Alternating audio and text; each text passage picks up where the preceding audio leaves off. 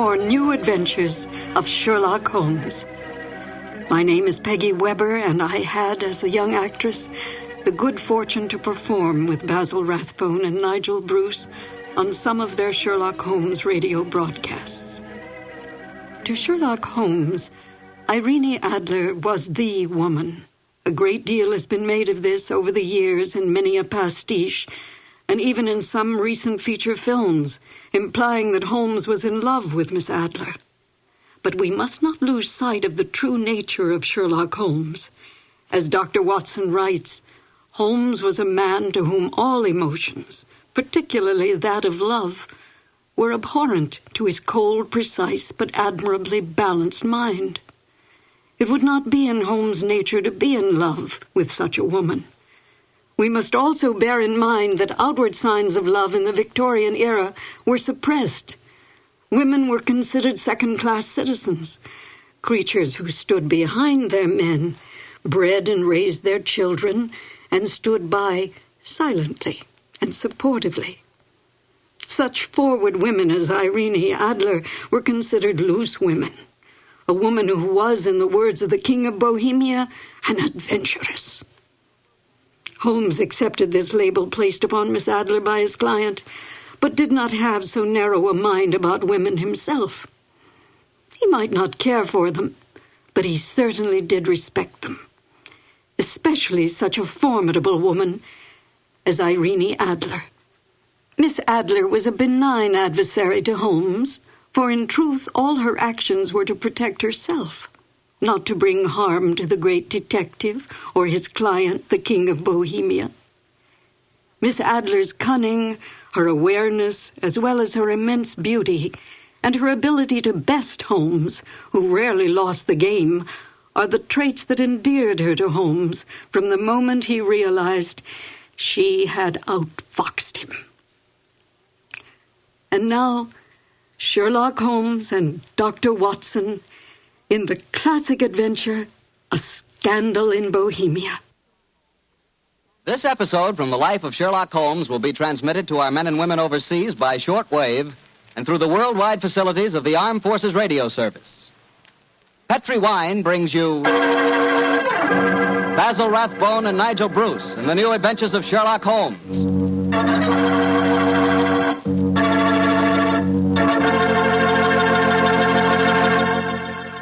The Petri family, the family that took time to bring you good wine, invite you to listen to Dr. Watson tell us another exciting adventure he shared with his old friend, that master detective, Sherlock Holmes.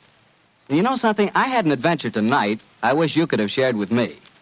I had a steak about, an inch and a half thick, tender, juicy, and with it I had a glass of Petri California Burgundy. Now there's a combination, steak and Petri Burgundy. That Petri Burgundy's a perfect mealtime wine.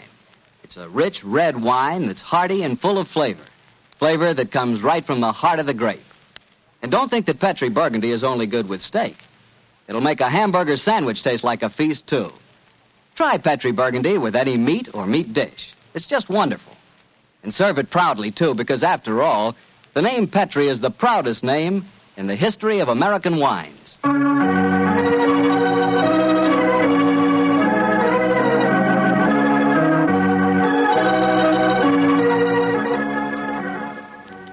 And now I know Dr. Watson's waiting for us, so let's go in and join him.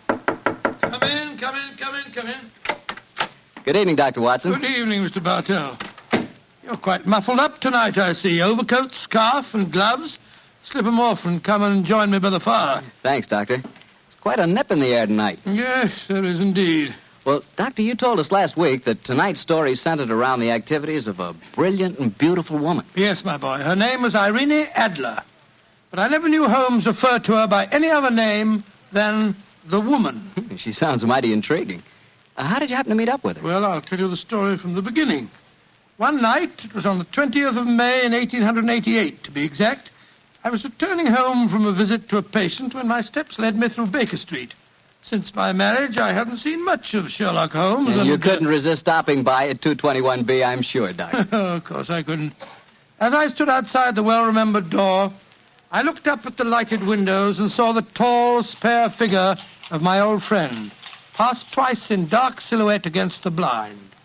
He was pacing the room swiftly, eagerly, with his head sunk on his chest and his hands clasped behind him. To me, who knew every mood of his and habit of his attitude and manner told their own story. He was hot on the scent of some new problem. I rang the bell, and a few moments later found myself standing before him.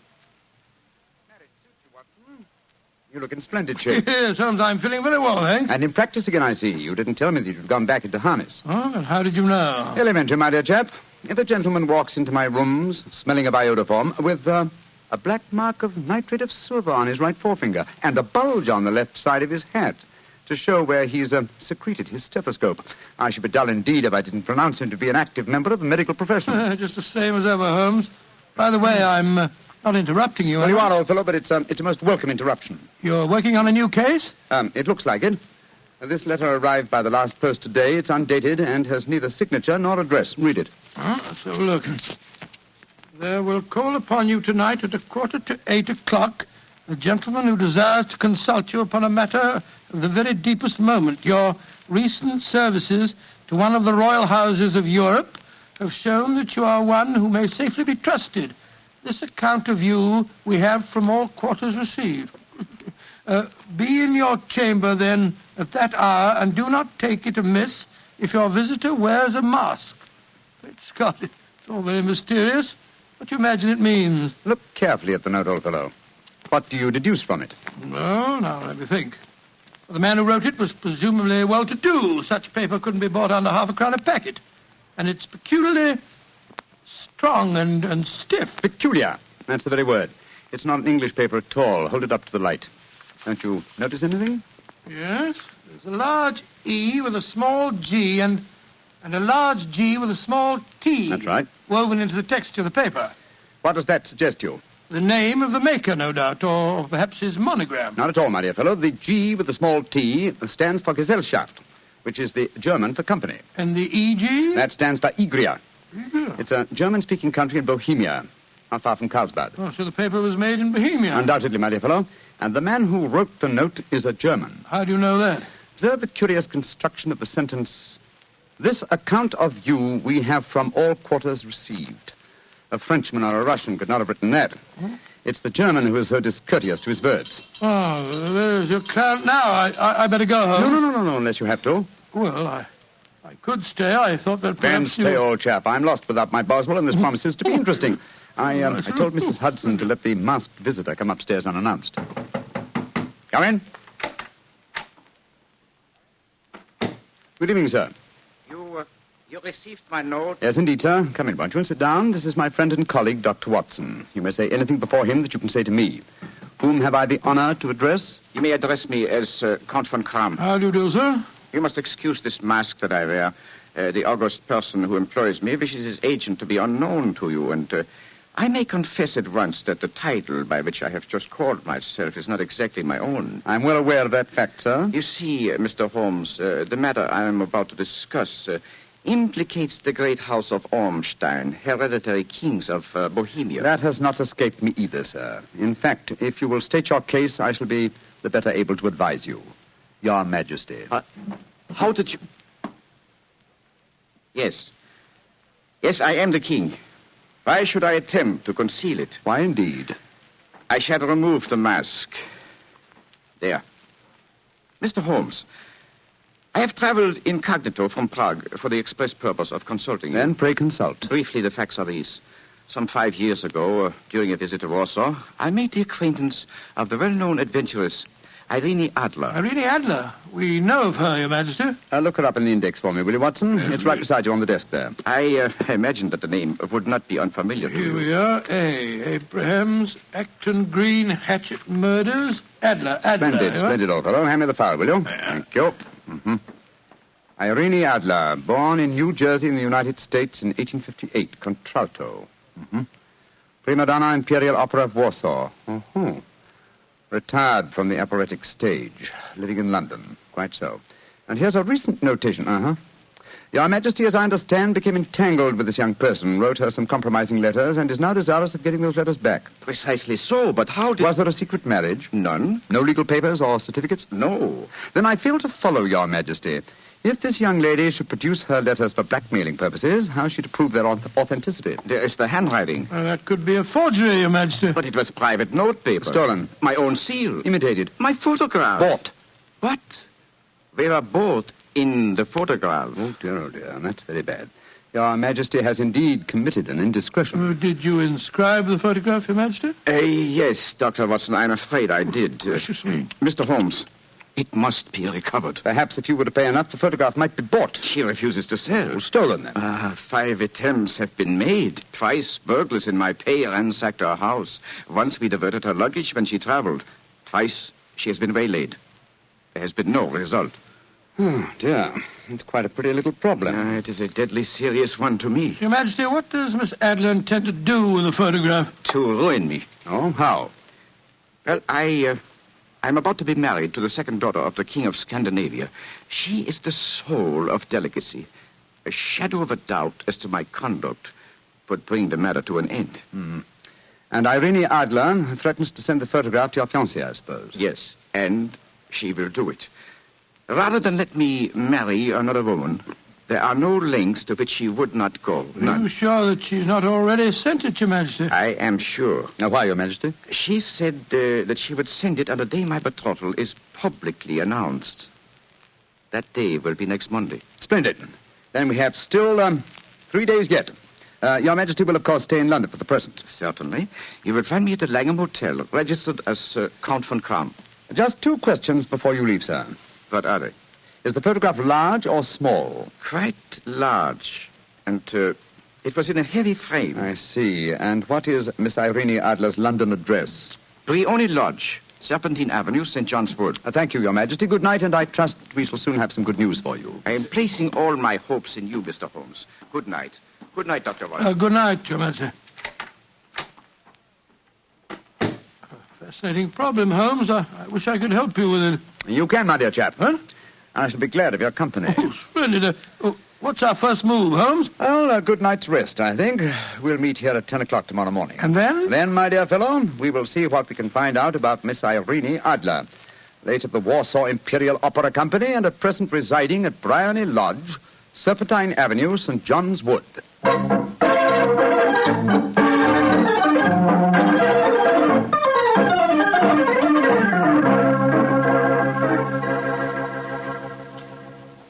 Well, Holmes, a cursory examination of Briony Lodge didn't prove very illuminating. No, a bijou residence that represents the essence of dignified suburbia, but tells us very little about its owner.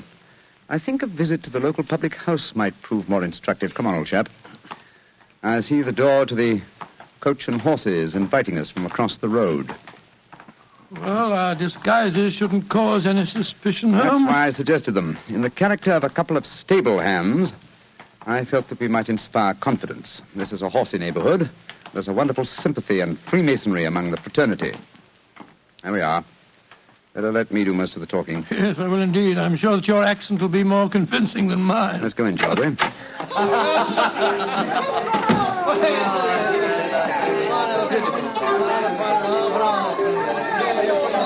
Well, what'll it be, mateys? Half of Oldham Mile, please. How about you, Charlie? All ever sight? 2 halves of Oldham Mile.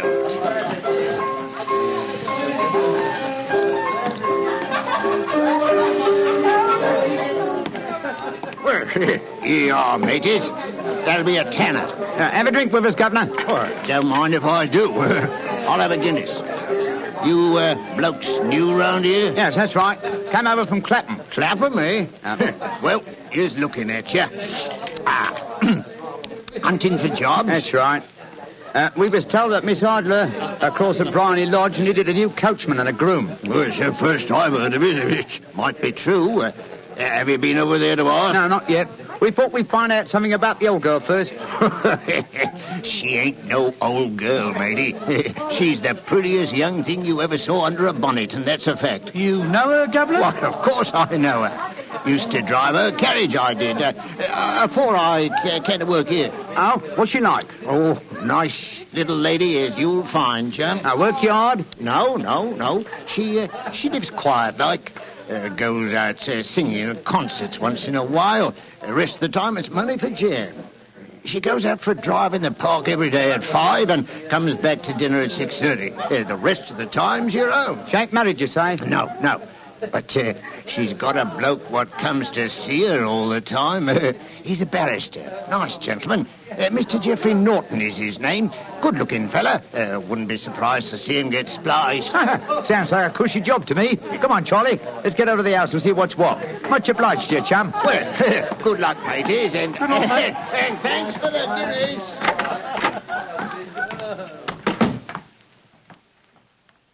What's our next move, Holmes? Let's stroll back to Briney Lodge.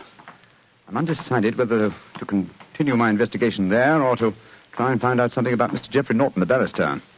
If he's just her lawyer and nothing else, it's more than likely that she's entrusted the photograph to his safekeeping. Hello. There's a cab waiting outside Miss Adler's house. Hurry, Watson. Maybe Mr. Norton's. Here we are at the gate. Yes. Here comes a man hurrying down the pathway. Quick. Flatten yourself behind this post. Listen. Where to now, Mr. Norton? Drive like the devil. First to Gross and Hankey's in Regent Street, and then to the Church of St. Monica in the Edgware Road. Half a sovereign if you do it in 20 minutes. Right, y'all, Mr. Norton. Up in. Try and signal the cab, Watson. We must follow him. Well, here comes one. Oh, no, it isn't. It's a private carriage. Miss Adler's, no doubt. Here she comes down the pathway. Back behind the post again, Watson. Where to, Miss Adler? The Church of St. Monica's, John, and half a sovereign if you reach it in 20 minutes. The game's afoot, Watson. Quick. We must get a cab and follow them. Here comes a hansom. Hi, cabby! Here! You blokes got enough money to take a cab? Here's a half sovereign for you, my man. Right, ya. Where to, Governor? The Church of St. Monica in the Edgware Road, and another half sovereign for you if you get us there in 20 minutes.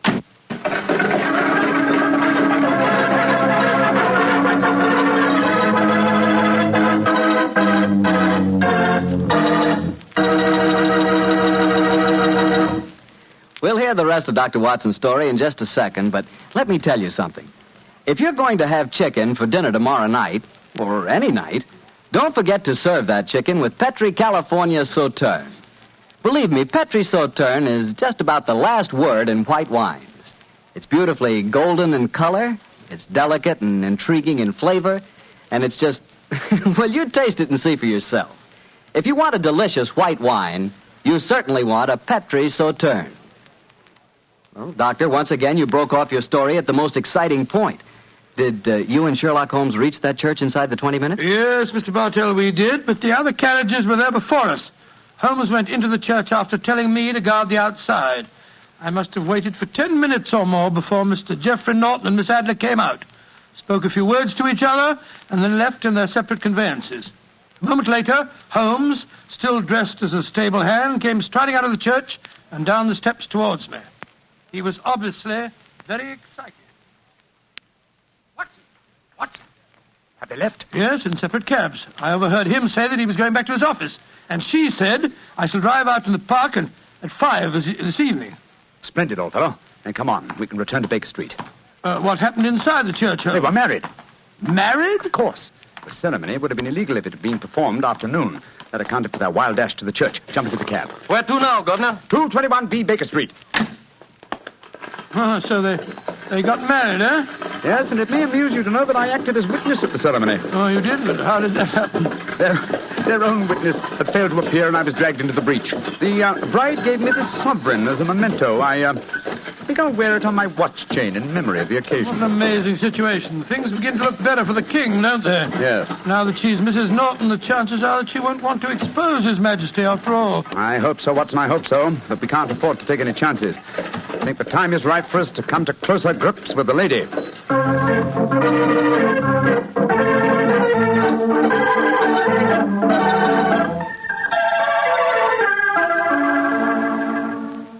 Well, Holmes, now that we've eaten, perhaps you'll tell me your plan.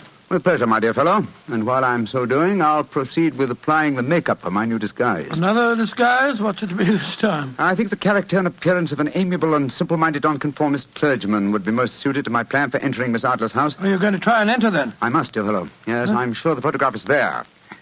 Miss Adler, or rather Mrs. Norton, will return from her drive in the park at 6:30. We must be at Briney Lodge to meet her. And what then? You must leave that to me. I've already made my arrangements. There is only one point on which I must insist. You must not interfere, come what may. You understand? I'm to remain neutral. Yes, there will be some small unpleasantness. Don't join in it. It will end in my being conveyed into the house. As soon as I'm able to, I shall open one of the windows. You're to watch from the outside. When I raise my hand, you will throw an object which I shall give you through the window and at the same time cry, fire. Follow me? Entirely, but what am I to throw? Oh, it's nothing very formidable. Here it is. Looks like a great big cigar. What is it? Just an ordinary plumber's smoke rocket, fitted with a cap at each end to make it self-lighting. Your task is confined to throwing it through the window. When you raise the cry, fire, it will be taken up by quite a number of people. You will then walk to the end of the street, and I'll rejoin you in 10 minutes. I hope I've made myself clear. Perfectly. Good. And now, old fellow, as soon as I've donned my clerical attire, let's be on our way. There's no time to be lost.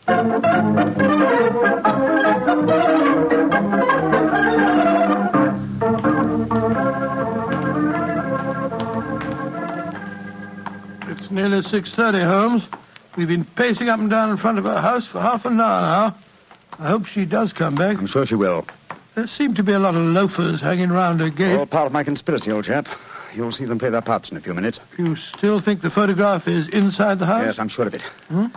It's most unlikely that she carries it about with her. Remember, the king told us it was a large frame picture. And also remember that she planned to use it within a few days. It must be where she can lay her hands on it. It must be inside her house. But her house has been burgled twice. They don't know how to look.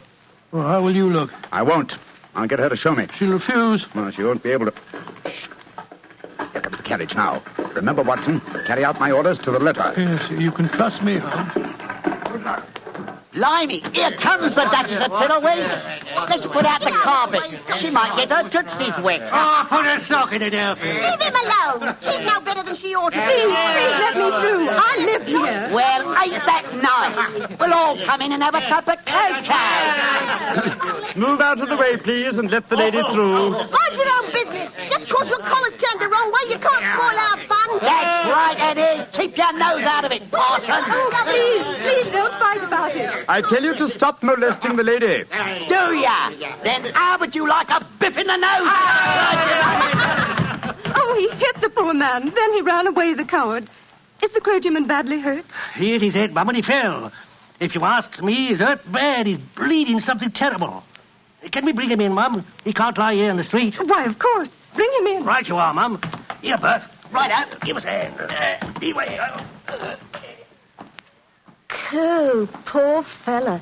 Do you see what happened to him, mister? Yes, I saw, my good woman. A very convincing demonstration. What you mean? Weren't you paid by a certain gentleman for this performance? Oh, you knows about it, too. Yeah, you must be a friend of Mr. Sherlock Holmes. Yes, I am. Nice gentleman. He give us $5 bob apiece for tonight's work. It ain't through yet, though. We got to start yelling fire when somebody tells us. I'm that somebody, my dear lady. Where's Mr. Holmes now? He's inside the house. Yes, he's opening a window. Now he's raising his hand. That's my signal. Now to throw the rocket. There we are. Fire!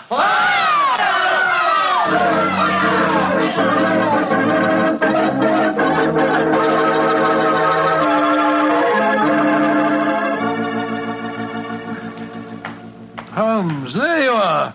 You have the photograph? No. But I know where it is. She showed me, as I told you she would. I'm still in the dark. There's no mystery, old chap. When my accomplices started the round the street, I had a little moist red paint in my hand. As my good friend Alfie pretended to strike me, I clapped my hand to my head and fell down. It's an old trick. Yes, I understand that, but how did my throwing the rocket help you? It was all important, my dear fellow. When a woman thinks her home is on fire, her instinct is at once to rush to the thing she values most. A married woman grabs her baby. An unmarried reaches for her jewel box. In this case, of course, it was the photograph. Well, where was it? In a recess in the living room, just above the right-hand bell pull. I caught a glimpse of it as she half drew it out. When I made it known that the fire was a false alarm, she replaced the photograph. As soon as I was able, I assured her that I was feeling well enough to leave. You didn't take the photograph, then? No, I felt that over-precipitance at this stage might ruin everything. And what do we do now? Drive to the Langham Hotel and inform His Majesty of what has happened. Then return with him here. After that, my dear chap, the case will be ended.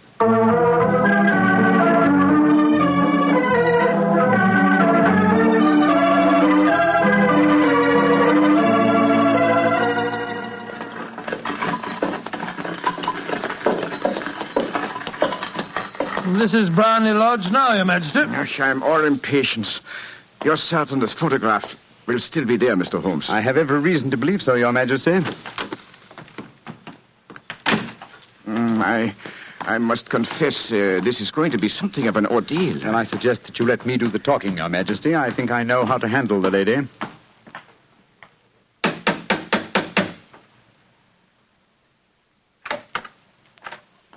Mr. Sherlock Holmes, I believe. Yes. I am Mr. Holmes. How did you know? My mistress told me that you would be likely to call.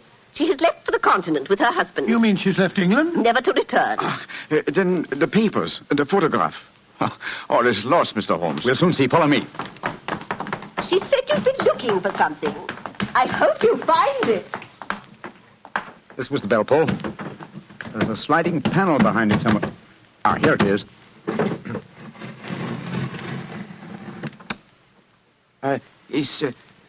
Is the photograph there, Mr. Holmes? There is a photograph, but it's a photograph of the lady alone. Here's a letter, and it's addressed to me. Well, what's it say, Holmes? My dear Mr. Sherlock Holmes, you really did it very well. Until after the fire alarm, I had no suspicion. But then, when I realized how I had betrayed myself, I began to think. I'd been warned that if the king employed an agent, it would certainly be you. May I congratulate you on your disguise as the dear old clergyman? Great Scott, you was far more clever than you thought, Holmes. Yeah, go on. What else does it say?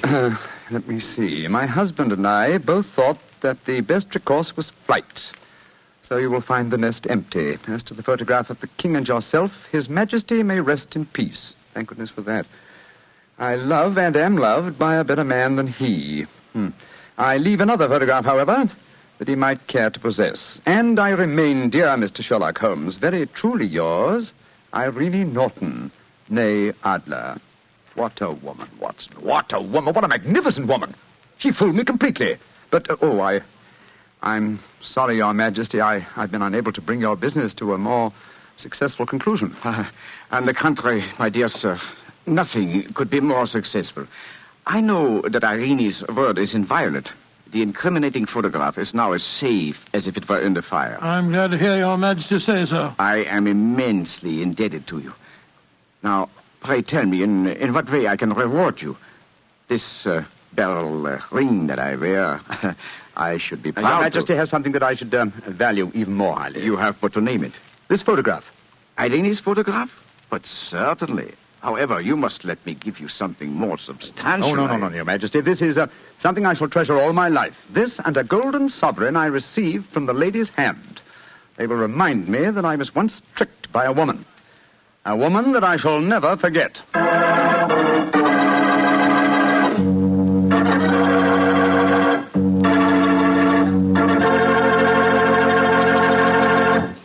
What a woman, that Mrs. Adler. Or should I say, Mrs. Norton. That's the kind of woman I could really go for, Doctor. Yes, I believe you could. Just between ourselves, I sort of could go for her myself. She was intelligent. Yeah, she was rich. Beautiful. That's the kind of woman you want sitting next to you in front of a cozy fire on a nippy fall night. Just the three of you. The three of you? Mm-hmm. You, she, and a glass of Petri port. Mr. Bartelli. Why not? That Petri California port is some wine. Boy, that Petri family really knows how to make good wine, all right. And no wonder. Look at all the experience they've had. Ever since they started the Petri business way back in the 1800s, the Petri family has handed down from father to son, the art of selecting perfect sun-ripened California grapes and making them into clear, fragrant, delicious wine. Those letters, P-E-T-R-I, on the label of every bottle of Petri wine are the personal assurance of the Petri family that every drop of wine in that bottle is good wine. It's got to be, because Petri took time to bring you good wine. Well, Dr. Watson, that was a great story you told us tonight. I thought you'd like it, Mr. Bartell. That's why I plan to tell you a sequel to it next week. A sequel? Say, that sounds exciting, Doctor. Oh, I think you'll find that it proves to be that, Mr. Bartell.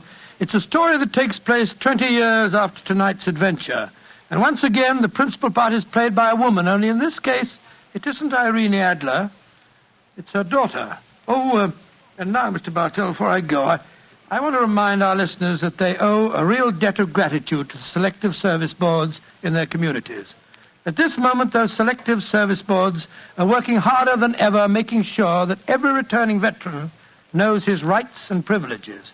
And the boards are helping him take full advantage of those rights and privileges. And they're helping our veterans get jobs. Our selective service boards deserve our sincere thanks, and they deserve our cooperation.